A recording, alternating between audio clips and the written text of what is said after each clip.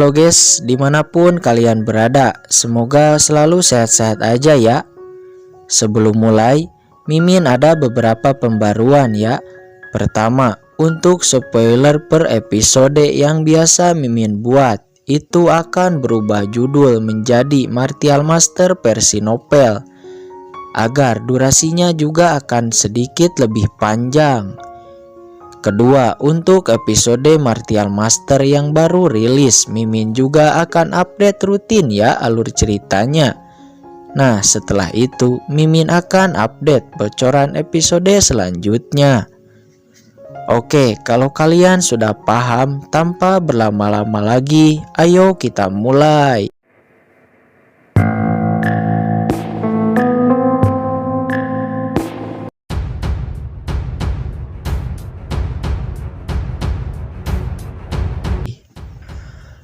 Oke, lanjut.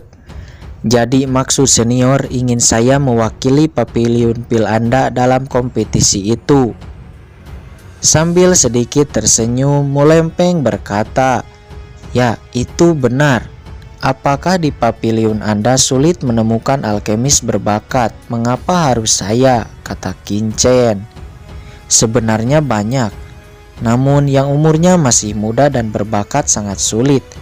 Melihat kamu yang masih muda dan berbakat, tentu saja ini keputusan yang sangat tepat.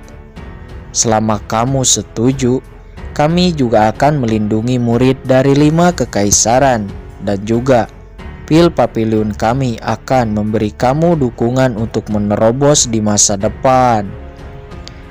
Kincen bergumam di dalam hati. Kelihatannya ini kesempatan yang bagus. Kemudian Kincen berkata, "Baiklah, kalau begitu saya setuju." Mulempeng tertawa. "Hahaha, bagus.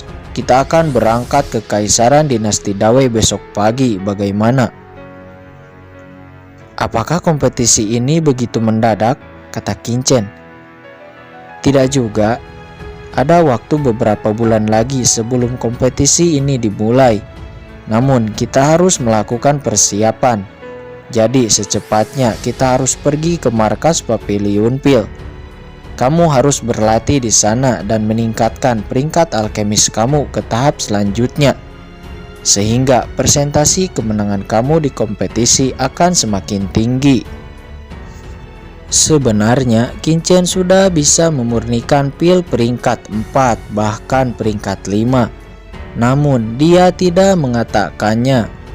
Kemudian Kincen berkata, "Jangan khawatir, secepatnya saya akan pergi ke markas Pavilion Pil."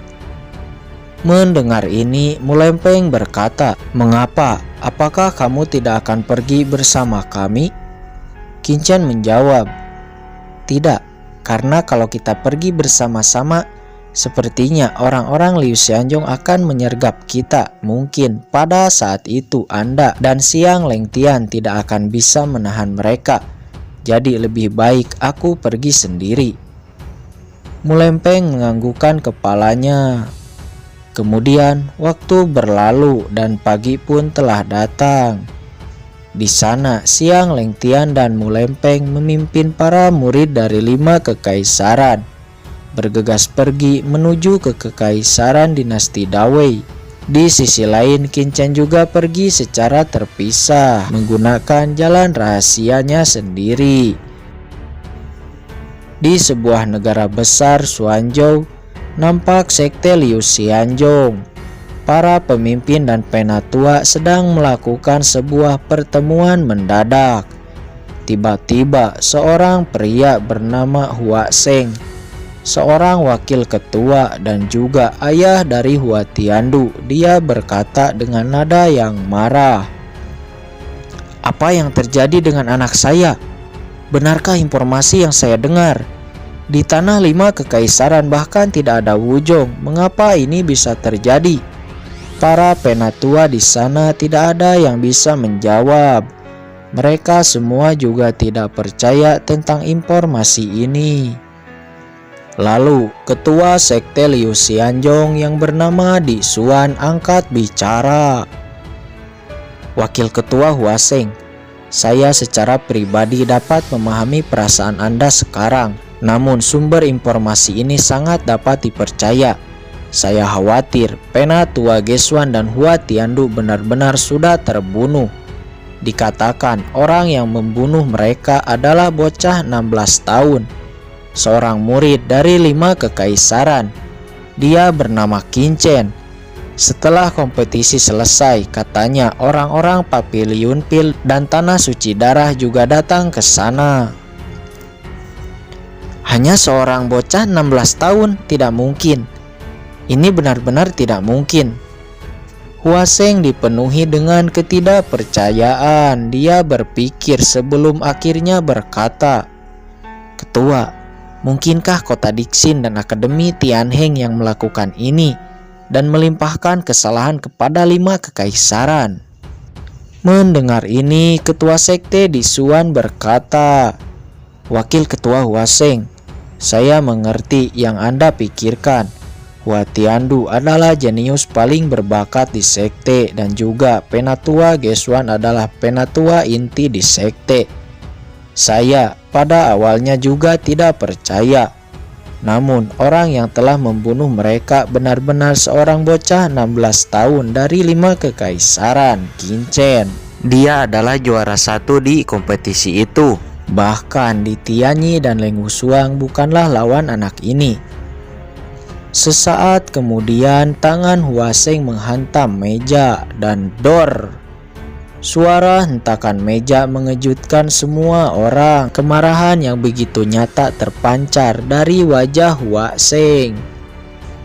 Melihat itu, ketua sekte di Suan berkata, "Wakil ketua Hua Seng, harap tenangkan diri Anda. Kami juga sangat tidak rela atas kematian Hua Tiandu. Kamu dapat yakin siapapun pelakunya, sekte kita akan membalas dendam." Kemudian Hua Seng berkata, "Lalu apalagi yang kita tunggu? Cepat kirim orang ke 5 kekaisaran, bantai habis mereka semua. Kalau dibiarkan terlalu lama, bagaimana reputasi sekte kita di mata orang-orang?" Di Suan berkata, "Tidak, jangan buru-buru. Kabarnya itu adalah konflik pribadi, jadi kita dapat langsung menyerang Qin Chen. Sekarang cepat bawa beberapa orang dan cegat mereka di perjalanan. Menurut perkiraan saya, jika Qin Chen ini ingin hidup, dia pasti bersama orang-orang Papiliun Pil dan Tanah Suci Darah." Mendengar ini, Hua Seng berkata, "Bagaimana jika mereka ikut campur?" Di Suan menjawab, "Bantai saja. Sekarang Papiliun Pil dan Tanah Suci Darah hanya memiliki pemimpin di ranah Wujong. Tentu dengan kekuatan Anda saja bisa mengatasinya." Sebuah kilatan dingin muncul di mata Hua Seng sebelum akhirnya dia berkata, "Baiklah, saya mengerti." Ketua sekte di Suan menganggukkan kepalanya kemudian berkata, "Kalau begitu, pergilah sekarang. Namun ingat, kalian harus merampas warisan yang diperoleh Qin Chen." Sesaat berikutnya, Hua Seng pergi bersama beberapa orang kuat menuju ke perbatasan untuk menyergap Qin Chen. Pada saat ini, orang-orang yang ada di sekte Liu Xianzong begitu gempar oleh berita kematian Hua Tiandu dan yang lainnya oleh orang 5 kekaisaran Qin Chen. Dan pada saat ini berita itu juga dengan cepat menyebar ke seluruh Xuanzhou. Dan bahkan berita ini dengan sangat cepat menyebar ke seluruh dinasti Dawei.